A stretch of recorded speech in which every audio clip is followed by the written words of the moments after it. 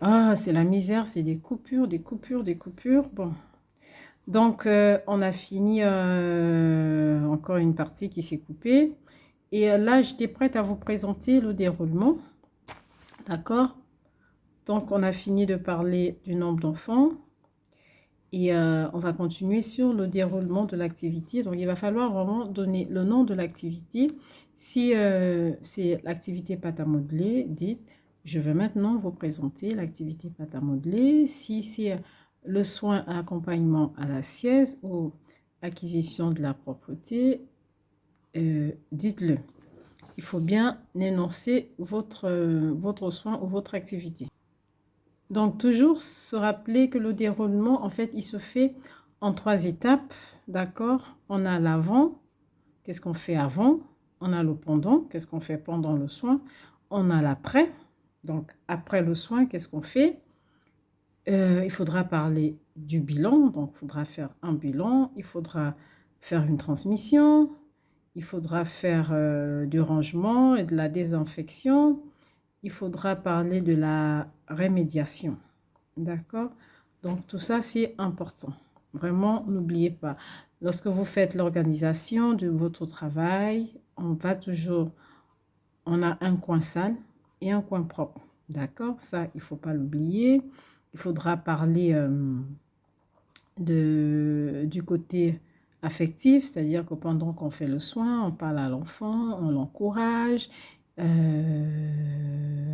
veiller à la sécurité, d'accord, veiller à ce que l'enfant ne tombe pas, donc on est toujours à côté de lui, on ne le lâche pas des yeux, on est toujours, toujours, toujours à côté de lui. On fait également attention à notre ergonomie parce que ne pensez pas qu'à l'enfant, hein, il faudra aussi penser à vous.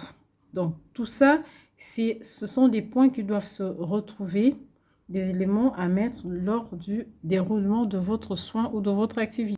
Dans la remédiation, par exemple, si on fait une activité et qu'on se rend compte que les enfants qu'on a choisis pour faire l'activité, c'est des enfants qui, après, essayer un peu de ne pas respecter les consignes, mais on peut dire peut-être que la prochaine fois, ben, on essaiera de prendre des enfants qui ont des tempéraments différents. On voit un peu, on connaît les enfants, hein. On voit qu'ils sont beaucoup chauds, ceux qui sont un peu plus calmes et tout, pour ne pas mettre deux enfants où on sait qu'à tous les coups, si on les met ensemble, les consignes ne seront pas respectées ou tout simplement essayer de se mettre à côté de l'enfant qu'on sait qu'il est beaucoup plus, qu'il a beaucoup plus tendance à dépasser les limites. Donc, ça peut être aussi une proposition comme ça de remédiation.